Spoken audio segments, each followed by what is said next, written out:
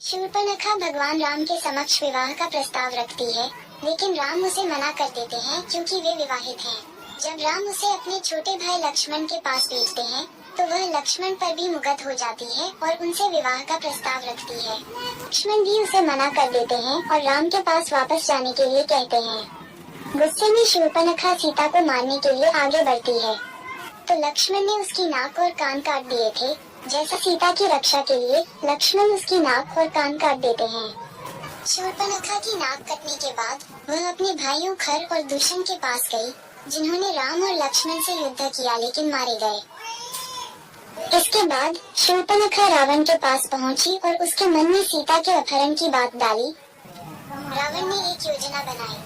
उसने अपने मामा मारीच से एक सुंदर सोने के हिरण का रूप धारण करने के लिए कहा। सीता का हिरण को देखकर राम से आग्रह। राम की कुटी के पास मारीच सोने के हिरण के रूप में घूमने लगा।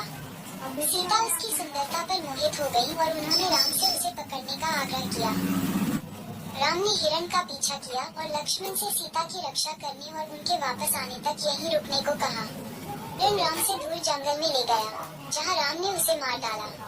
हिरण ने मरते हुए अपनी आवाज को राम की तरह सुनाया और सीता और लक्ष्मण से मदद मांगी। लक्ष्मण का प्रस्थान। सीता को लगा कि राम खतरे में है और उन्होंने लक्ष्मण से राम की तलाश में जाने का अनुरोध किया।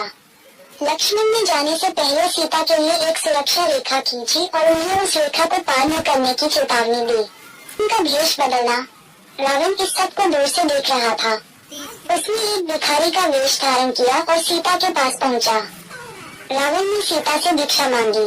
सीता ने भिक्षा देने के लिए रेखा के पास से ही देना चाहा, लेकिन रावण ने उन्हें रेखा से बाहर आने को कहा। जब सीता रेखा से बाहर आई, तो रावण ने उन्हें पकड़ा, अपने रथ में बिठाया। पक्षीराज जटायु ने रावण का विरोध किया, लेकिन रावण ने निर्दयता से उसका पंख काट दिया। राम और लक्ष्मण सीता की खोज में जंगल की ओर बढ़े। और लक्ष्मण सीता को ढूंढते हुए जंगल में पहुंचे और जटायु को घायल अवस्था में पाया।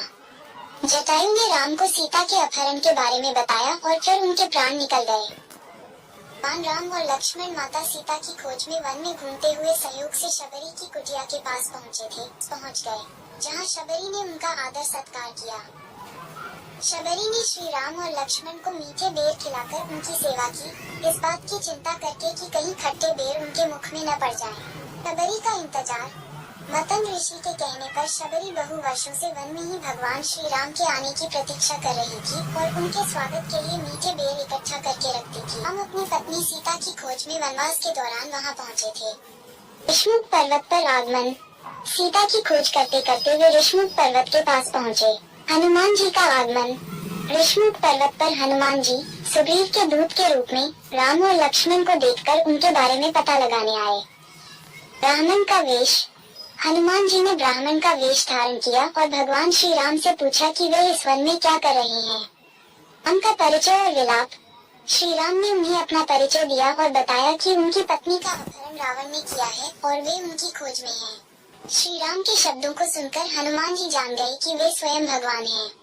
वह तुरंत राम के चरणों में गिर पड़े और अपना परिचय देते हुए अपनी नादानी के लिए क्षमा मांगी, साथ ही अपनी सेवा के लिए चरणों में स्थान मांगा और गले लगाना और मित्रता। भगवान राम ने हनुमान जी को उठाया और अपने गले से लगा लिया।